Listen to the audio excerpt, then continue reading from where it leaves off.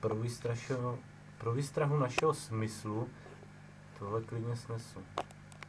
Plno prodel arzenálu, škrtnu si rukou, letím k pánu. Cílem zvrhlého jednání dostanete pokání tím, že budete zmasakrováni. V kalužinách krve válící se hnící těla padlých bojovníků to vlastně po sobě nepřečtu. Zrozených pro smrt. Nechci se dívat na ty zohavený těla, slyšet křik a ten mrtvolný smrad. Nechci trčet v téhle podělaný díře, čekat jen na smrt, až si pro mě přijde.